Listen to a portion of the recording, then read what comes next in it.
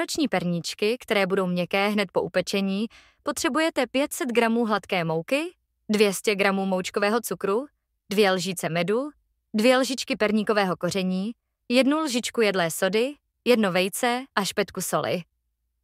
Nejdříve si připravte misku a do ní prosejte hladkou mouku, přidejte moučkový cukr, perníkové koření, jedlou sodu a špetku soli. V další misce smíchejte vejce s medem a dobře promíchejte. Poté směs z medu a vajec přidejte k suchým ingrediencím a důkladně vypracujte těsto. Jakmile bude těsto hladké a kompaktní, zabalte ho do potravinářské folie a dejte na hodinu do chladničky. Po hodině si připravte pracovní plochu a posypte ji trochou mouky. Těsto vyndejte z folie a rozválejte na tloušťku přibližně 0,5 centimetru. Vykrajujte různé tvary perníčků podle vašich představ. Perníčky pokládejte na plech vyložený pečicím papírem. Pečte v předem vyhřáté troubě na 180 stupňů Celsia přibližně 10 až 12 minut. Jakmile perníčky vyndáte z trouby, nechte je na plechu vychladnout.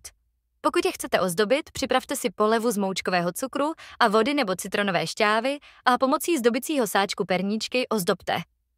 Po vychladnutí jsou perníčky měkké a voňavé, ideální pro sváteční stůl nebo jako dárek pro blízké. Užívejte si vánoční atmosféru.